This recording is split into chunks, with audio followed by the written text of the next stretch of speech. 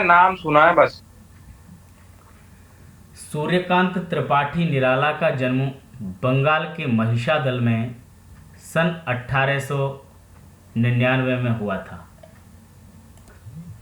तो इनका जन्म हुआ था वो बंगाल जो है पश्चिम बंगाल, उसमें महिषादल है, जगह का नाम है, और वहाँ 1899 में हुआ था। जो कि इनका ननिहाल था, यानी कि नाना का घर था। नाना के घर में पैदा हुए थे ये, अपने पैतृक गांव में पैदा नहीं हुए थे, उत्पन्न नहीं हुए थे। जन्म इनका वहाँ हुआ था, ननिहाल में, 1899 में। और जो 1899 का दिन था, सन 1899 में जो दिन था इनके जन्म का, वो वसंत पंचमी थी। ये मैं जानकारी दे दूं, वसंत पंचमी के दिन सूर्यकांत त्रिपाठी निराला ने जन्म लिया था। और उस दिन जब हम वसंत पंचमी को सरस्वती की पूजा करते हैं, उसी दिन निराला जयंती भी होती है, तो ये याद रखें कभी भी। वे मूलतः गढ़ा कोला, जिला उन्नाव, उत्तर प्रदेश के निवासी थे। मूलतः जो थे, यानी कि मूल रूप से, वो तो नाना के घर हुए, पर जो मूल रूप से उनका जो पैतृक गांव था वो था गढ़ा कोला, जिला उन्नाव, उत्तर प्रदेश। उत्तर प्रदेश में उन्नाव है और वहाँ पर गढ़ा कोला गांव है। निराला की औपचारिक शिक्षा 9वीं तक महिषादल में ही हुई। देखिए, औपचारिक शिक्षा कहते हैं जो शिक्षा हम किसी विद्यालय में प्राप्त करते हैं, जिसमें किसी निश्चित कक्षा में बैठ करके जो शिक्षा ली जाती है उसको कहते हैं फॉर्मल एजुकेशन, यानी कि औपचारिक शिक्षा। तो उन्होंने सिर्फ 9वीं तक ही वो शिक्षा ली, जो विधिवत शिक्षा होती है, सिर्फ 9वीं तक। ये आश्चर्य की बात है कि 9वीं तक पढ़ना व्यक्ति, पर उन्होंने बाकी की का जो ज्ञान है वो कहाँ से प्राप्त किया, ज्ञान अर्जन, वो उन्होंने स्वाध्याय से संस्कृत, बांग्ला और अंग्रेजी का ज्ञान अर्जित किया। उन्होंने स्वाध्याय से संस्कृत भी पढ़ी, बांग्ला भी पढ़ी और अंग्रेजी भी पढ़ी। तो निराला की जो औपचारिक शिक्षा थी वो तो 9वीं तक ही हुई, और उन्होंने जो स्वाध्याय था, स्वाध्याय कहते हैं सेल्फ स्टडी, यानी कि अपने आप खुद से पढ़ करके, खुद पढ़ना, उससे उन्होंने बांग्ला और अंग्रेजी और संस्कृत का ज्ञान भी अर्जित किया। इतने बड़े विद्वान उन्होंने हो गए कि उन्होंने घर पर ही विद्यार्जन किया। वे संगीत और दर्शन शास्त्र के भी गहरे अध्येता थे। संगीत पर भी उनकी पकड़ थी, संगीत के बारे में भी जानते थे, और दर्शन शास्त्र यानी कि जो फिलॉसफी है उसके भी अध्येता, यानी कि वो छात्र रहे हैं। अध्येता कहते हैं पढ़ने वाले को, जो अध्ययन करता है उसको अध्येता कहते हैं। रामकृष्ण परमहंस और विवेकानंद की विचारधारा ने उन पर विशेष प्रभाव डाला। जो रामकृष्ण परमहंस हुए हैं, विवेकानंद के गुरु थे, और विवेकानंद जी, स्वामी विवेकानंद, उनकी विचारधारा का उन पर विशेष प्रभाव है। निराला का पारिवारिक जीवन दुखों और संघर्षों से भरा था। इनका पारिवारिक जीवन था वो दुखों और संघर्षों से भरा था। बहुत दुख झेले निराला ने जितने दुख झेले ना, उतना कोई भी नहीं, कोई किसी भी साहित्यकार ने नहीं झेले। उतना अभावों में जीवन काटा निराला ने, उतना किसी भी साहित्यकार का नहीं हुआ। धिक जीवन जो पाता आया ही था है विरोध, और बहुत विरोध भी हुआ उनका, बहुत लोग विरोधी हो गए थे निराला के। देखिए आगे वो बता रहे हैं कि आत्मीय जनों के असामयिक निधन ने, आत्मीय जन कहते हैं जो हमारे अपने लोग हैं, उनके असामयिक निधन, एक हमने शब्द बताया था पिछली बार निबंध के लिए कि समसामयिक होता है, एक शब्द सामयिक होता है, एक असामयिक होता है। तो समय से बनता है, समय से, समय में एक लग दिया तो सामयिक, और इसमें आ एक उपसर्ग भी लग गया तो असामयिक बन जाता है। असामयिक मतलब अचानक, जो समय से नहीं होता उसको बोलते हैं असामयिक निधन। यानी किसी का भी ऐसे निधन हो जाना, ऐसी मृत्यु हो जाना जब उसका समय नहीं है मृत्यु का। ठीक है, एक मृत्यु का समय होता है कि बुढ़ापे में होती है तो ठीक लगता है, पर जब असामयिक मृत्यु हो जाती है, अचानक ही मृत्यु हो जाती है, तो उनके आत्मीयजन इसी तरह से मृत्यु हो गई, माँ बाप की हो गई, फिर पत्नी की हो गई, फिर बेटी हुई थी कि उस बेटी की हो गई, तो इस तरह से उनको भीतर तक तोड़ दिया। साहित्यिक मोर्चे पर भी उन्होंने अनवरत संघर्ष किया। अनवरत का मतलब होता है लगातार, निरंतर, निरंतर उन्होंने संघर्ष किया साहित्यिक मोर्चे पर भी, यानी कि साहित्य के क्षेत्र में भी। सन 1961 में उनका देहांत हो गया, 1961 में उनकी मृत्यु हो गई। और उनकी प्रमुख काव्य रचनाएं हैं अनामिका, परिमल, गीतिका, कुकुरमुत्ता, नए पत्ते। कुकुरमुत्ता होता है जिसकी सब्जी भी बनती है, जिसको मशरूम बोला जाता है, हिंदी में उसका नाम कुकुरमुत्ता है। वो ऐसे ही उगाता है कई बार, आजकल पर उसकी खेती होती है। गांव में हमने देखा था, जब हम गांव में रहते थे, घर में बारिश के मौसम में खूब पेड़ों के पास, पेड़ों की जड़ों में वो उगाता था ऐसे। पर वो कड़वा और जहरीला होता है, यानी कि उसको खाया नहीं जा सकता। हम उससे सिर्फ खेलते थे, छतरी के जैसा होता है, छाता के जैसे हम उखाड़ लेते थे, कुछ चिकना चिकना सा ऐसे, पर खेल लेते थे। पर आजकल इसकी खेती भी की जाती है। मशरूम आलू और मशरूम काजू और दुनिया भर की सब्जी तुम लोग खाते होंगे, जानते होंगे। उस मशरूम को ही कुकुरमुत्ता बोलते हैं, उसका हिंदी नाम है, जानना जरूरी है। तो उनकी प्रमुख काव्य रचनाएं थीं अनामिका, परिमल, गीतिका, कुकुरमुत्ता और नए पत्ते। उपन्यास, कहानी और आलोचना और निबंध लेखन में भी उनकी ख्याति अविस्मरणीय है। उन्होंने उपन्यास भी लिखे हैं, अलका, प्रभावती, बिल्लेश्वर बकरिया, ये उनके उपन्यासों के भी नाम हैं। कहानियाँ भी उन्होंने लिखी हैं, आलोचना भी लिखी हैं और निबंध भी लिखे हैं। और उनकी ख्याति अविस्मरणीय, यानी कि जिसको भुलाया नहीं जा सकता, जिसको भूला नहीं जा सकता, उसको कहते हैं अविस्मरणीय। विस्मरण में अ उपसर्ग लगा है और अणीय प्रत्यय भी लगा हुआ है, दोनों। निराला रचनावली के 8 खंडों में उनका संपूर्ण साहित्य प्रकाशित है।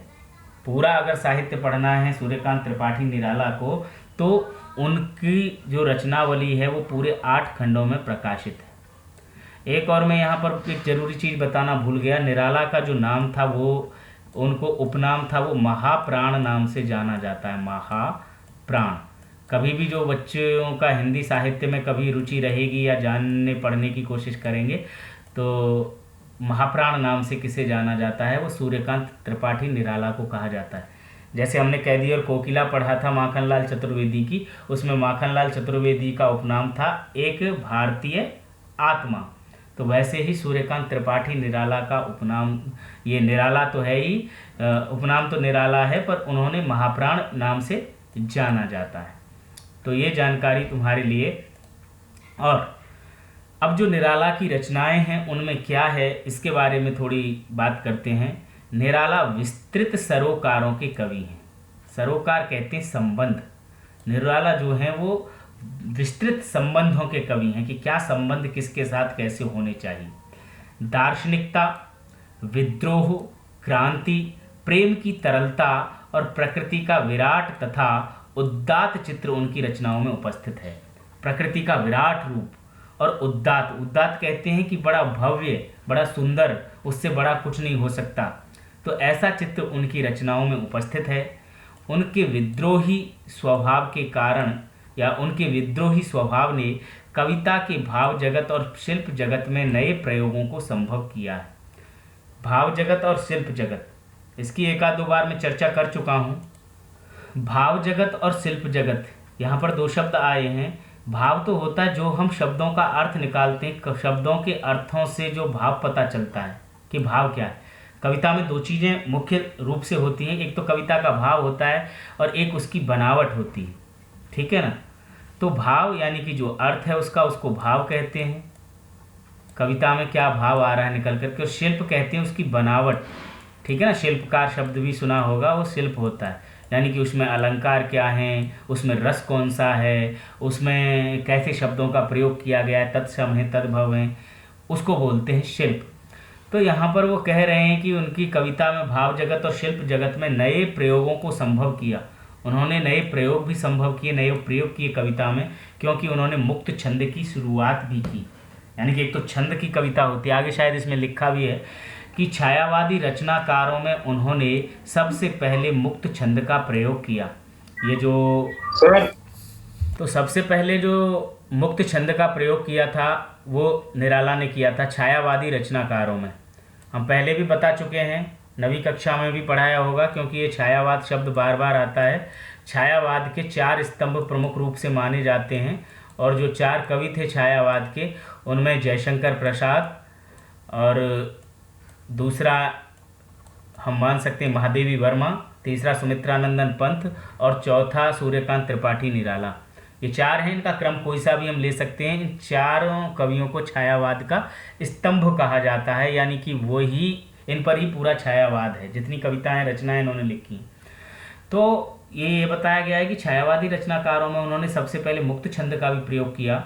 शोषित उपेक्षित, जो शोषित है यानी कि जिसका शोषण किया गया है, उपेक्षित जिसकी उपेक्षा की जा रही है, जो अपमानित हो रहा है, पीड़ित जो पीड़ित है, दुखी है, संतृष्ट है, प्रताड़ित है, उस जन के प्रति उनकी कविता में जहाँ गहरी सहानुभूति का भाव मिलता है, तो इनके प्रति सहानुभूति है। शोषित, उपेक्षित, पीड़ित, प्रताड़ित, कविता में इनके प्रति सहानुभूति का भाव है। वहीं शोषक वर्ग और सत्ता के प्रति प्रचंड प्रतिकार, प्रतिकार कहते हैं बगावत, बदला लेने की भावना जो होती है, संघर्ष की जो भावना होती है। प्रतिकार मतलब विरोध जो होता है, उसको बोलते हैं प्रतिकार। उसका विरोध करना किसी भी चीज़ का, कि प्रतिकार किया उसने, तो विरोध किया। तो जो शोषक वर्ग है यानी कि जो शोषण करता है दूसरों का, उसके प्रति ये प्रतिकार की भावना है सूर्यकांत त्रिपाठी निराला की रचनाओं में। यहाँ पर हम 2 कविताएं पढ़ने वाले हैं सूर्यकांत त्रिपाठी निराला की, एक उत्साह और एक अट नहीं रही है। तो दोनों का परिचय प्राप्त कर लेते हैं आज की कक्षा में। हम बस इतना ही पढ़ पाएंगे कि उत्साह क्या है। उत्साह एक आह्वान गीत है। आह्वान कहते हैं किसी को बुलाना, किसी को पुकारना, उसको आह्वान कहते हैं। ठीक है ना। एक कविता हमने बचपन में पढ़ी थी आह्वान नाम से, हो सकता है तुमने भी पढ़ी हो। वह खून कहो किस मतलब का जिसमें उबाल का नाम नहीं, वह खून कहो किस मतलब का आ सके देश की काम नहीं। इस तरह से थी वो आह्वान। आह्वान का मतलब बुलाना, किसी को क्रांति के लिए। इसका अर्थ इस तरह से लिया जाता है कि मैं आह्वान करता हूँ, यानी कि बुलाता हूँ एक आंदोलन के लिए, क्रांति के लिए। तो उत्साह एक आह्वान गीत है जो बादल को संबोधित है, यानी कि बादल को संबोधित करके ये कविता लिखी गई है, गीत लिखा गया है। बादल निराला का प्रिय विषय है। निराला ने बादल पर खूब कविताएं लिखी हैं, इसलिए उनका प्रिय विषय रहा है। कविता में बादल एक तरफ पीड़ित प्यासे जन की आकांक्षा को पूरा करने वाला है, पीड़ित और प्यासे लोगों की आकांक्षा यानी कि अभिलाषा, इच्छाओं को पूरा करने वाला है। तो दूसरी तरफ वही बादल नई कल्पना और नए अंकुर के लिए विध्वंस, विप्लव और क्रांति चेतना को संभव करने वाला भी। तो दूसरी तरफ वही बादल जो है वो नई कल्पना, नए अंकुर के लिए, क्योंकि जब बादल बरसता है तो नए अंकुरण पैदा होते हैं, जमीन में नए अंकुर फूटते हैं, नए पौधे उगते हैं, तो उनका अंकुरण होता है। तो वो विध्वंस और विप्लव यानी कि कुछ क्रांति चेतना को संभव करने वाला भी होता है। कवि जीवन को व्यापक और समग्र दृष्टि से देखता है। कविता में ललित कल्पना और क्रांति चेतना दोनों ही है, कि कल्पना क्या की गई है और क्रांति की बात भी कर रहा है। सामाजिक क्रांति या बदलाव में साहित्य की महत्वपूर्ण भूमिका होती है, क्योंकि साहित्य से समाज में परिवर्तन होता ही है, इसीलिए इसकी महत्वपूर्ण भूमिका होती है सामाजिक क्रांति या बदलाव में साहित्य की। निराला इसे नवजीवन और नूतन कविता के संदर्भों में देखते हैं, क्योंकि जितने भी कवि हैं, लेखक हैं, उन्होंने अपनी कविता से सोई हुई जनता को जगाने का प्रयास किया है, देशभक्ति की भावना का संचार करने का प्रयास किया है। इसीलिए निराला इसे नवजीवन और नूतन कविता के संदर्भों में देखते हैं। अगली एक छोटी सी कविता है, अट नहीं रही है। अट नहीं रही का मतलब होता है समा नहीं रही है, और इसमें कविता जो है वो फागुन की मादकता को प्रकट करती है। मादकता कहते हैं कि जो नशा सा कर देने वाला जो होता है, मदमस्त कर देने वाला होता है, उसको मादक बोलते हैं। तो फागुन भी मादक होता है, यानी कि फागुन में जो सुंदरता है, यानी कि वसंत ऋतु का आगमन हो जाता है, नए नए कोंपल होते हैं पेड़ों पर, हर जगह पीले पीले फूल होते हैं, तो उससे जो मौसम है जो बहुत सुहावना हो जाता है, वातावरण है वो बहुत मादक हो जाता है, अच्छा लगता है, बाग बगीचे बड़े सुंदर लगने लगते हैं। तो उसका वर्णन किया है। कवि कह रहे हैं कि कवि फागुन की जो सर्वव्यापक सुंदरता है, सर्वव्यापक मतलब जो हर जगह व्याप्त है, सभी जगह जो व्याप्त है, हर जगह फैली हुई है, उसका उल्लेख अनेक संदर्भों में देखता है। जब मन प्रसन्न हो जाता है, हर तरफ फागुन का ही सौंदर्य और उल्लास दिखाई देता है। हर तरफ फागुन का ही सौंदर्य है और उल्लास है। सुंदर शब्दों के चयन एवं लय ने कविता को भी फागुन की ही तरह सुंदर और ललित बना दिया है, और सुंदर शब्दों का प्रयोग हुआ है तो कविता भी सुंदर हो गई है। लय और शब्द बड़े सुंदर हैं उसमें, तो ऐसी सुंदर कविता हम यहाँ उत्साह अट नहीं रही है। पढ़ेंगे